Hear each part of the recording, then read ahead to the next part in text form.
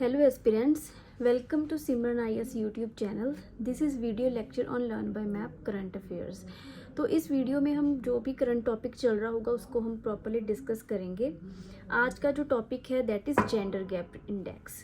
तो ये न्यूली अभी रिलीज़ हुआ है 2022 का इंडेक्स. ये रिलीज़ किया है वर्ल्ड इकोनॉमिक फोरम ने, WEF ने. ये सेम इंडेक्स जो है वो 2006 से रिलीज़ कर रहे हैं.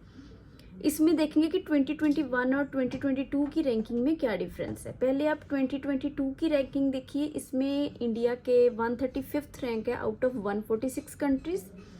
जो लास्ट ईयर वाला था उसमें इंडिया का जो रैंक है वो 140 था, उसमें कंट्रीज 156 थी. अब देखेंगे ये है क्या और कैसे अपनी जो रिपोर्ट रिलीज करता है, कौन से पैरामीटर्स एंड इंडिकेटर्स यूज होते हैं. सबसे पहले जो जेंडर गैप इंडेक्स है ये कंट्रीज को रैंक करता है उनकी प्रोग्रेस के अकॉर्डिंग कि उन्होंने जेंडर पैरिटी यानी कि जेंडर इक्वेलिटी की तरफ क्या प्रोग्रेस की है. 4 डिमेंशंस है इसकी. पहले आते हैं economic participation and opportunity, educational attainment, health and survival, political empowerment. UPSC के प्रीलिम्स में क्वेश्चंस में आपको ये पूछ लिए जाते हैं कि कौन कौन से डिमेंशंस हैं. उसमें कुछ और भी ऐड कर दी जाती हैं. तो यू शुड नो कि ये 4 पैरामीटर्स कौन से हैं. इसमें 2 स्कोर्स होते हैं 0 से लेके 1 तक. जो 0 स्कोर होता है या 0 के क्लोज होते हैं इट मीन्स वहाँ पे इनइक्वेलिटी है, वुमेन को इक्वेलिटी नहीं मिलती. और जहाँ पे 1 स्कोर है उसके आसपास होते हैं वहाँ पे इक्वेलिटी प्रिवेल करती है, पाई जाती है. अब हम इनको 1 बाय 1 डायमेंशंस को डिस्कस करते हैं. सबसे पहले पॉलिटिकल एम्पावरमेंट में आते हैं.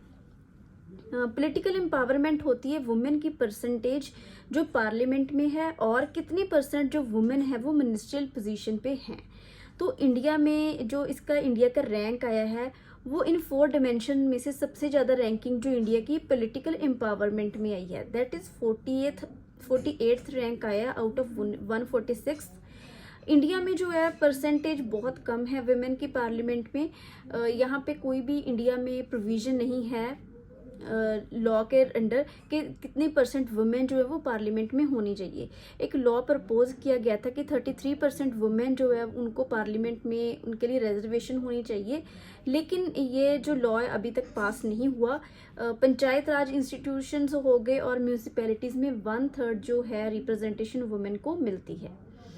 अब इकोनॉमिक पार्टिसिपेशन देखते हैं. ये है परसेंटेज ऑफ वुमेन, उन वुमेन की परसेंटेज जो लेबर फोर्स का पार्ट हैं, जो काम कर रही हैं, जिनको इक्वल पे मिल रहा है फॉर सिमिलर वर्क. अब जो equal way for equal work जो है ये एक बहुत बड़ा इशू है. ना कि इंडिया में बल्कि वर्ल्ड की और बहुत बड़ी कंपनीज में, माइक्रोसॉफ्ट जैसी कंपनी में भी, तो जहाँ पे वुमेन को इक्वल पे नहीं मिलती सेम वर्क के लिए. कितनी वुमेन इनकम अर्न कर रही हैं. रैंक जो इंडिया में जो आया है 143rd रैंक आया 146 में से. अब नेक्स्ट है एजुकेशनल अटेनमेंट. इसमें 2 पैरामीटर्स हैं, इसके 2 इंडिकेटर्स हैं, लिटरेसी रेट और enrolment in primary secondary tertiary education. Literacy rate होता है कि किसी कंट्री की पॉपुलेशन जो है सर्टन एज ग्रुप की पॉपुलेशन वो पढ़ लिख सकती है. इसमें ये नहीं कि कितनी डिग्री ली है, वो जो लिखा हुआ पढ़ सकते हैं, लिख सकते हैं और बेसिक जो मैथमेटिकल कैलकुलेशंस कर सकते हैं. इंडिया का जो स्कोर है वो बहुत पीछे है. इसमें 107th यानी 107वां रैंक है आउट ऑफ 146. ये थोड़ा कम भी हुआ है. फिर आते हैं हेल्थ एंड सर्वाइवल. इसमें 2 मैट्रिक्स आते हैं. एक सेक्स रेशियो एट बर्थ, दूसरा है healthy life expectancy. Sex ratio at birth का मतलब होता है कि 1000 लड़कों के पीछे कितनी लड़कियां पैदा हुई हैं, परसेंटेज में देखते हैं. और वुमेन की जो लाइफ एक्सपेक्टेंसी है वो ईयर्स में कितनी है. जो इंडिया का जो रैंक है पिछले साल और इस साल की जो परफॉर्मेंस है इसमें सेम रही है. अब टॉप नेशंस देखते हैं कौन कौन से हैं. इंडिया के जो वर्ल्ड में जिन्होंने टॉप किया है जेंडर गैप इंडेक्स में वो आइसलैंड है, फिनलैंड है, नॉर्वे है. इट मीन्स इन कंट्रीज में जो गैप है वो बहुत कम है, ना के बराबर है. 2 अफ्रीकन कंट्रीज भी इसमें आई हैं. एक रवांडा है, एक नामीबिया है. और एक न्यू टर्म जो है क्वाइन हुई है दैट इज शीसेशन. ये वर्ड जो है रिसेशन से आया. रिसेशन में हमें पता है कि जो इकोनॉमी है स्लो डाउन हो जाती है, बहुत कम आउटपुट होती है. तो कोविड-19 पेंडेमिक की वजह से जो वुमेन हैं उनकी जो चाहे उनकी इकोनॉमिक में पार्टिसिपेशन था, कुछ भी था, वो बहुत कम हुआ। वुमेन के बहुत ज़्यादा जॉब लॉसेस हुए हैं। हमें इंडिया में भी पता है कि जो कोविड-19 के टाइम पे जो माइग्रेंट क्राइसिस हुई थी, वहाँ पे वुमेन की कंडीशन ठीक नहीं थी।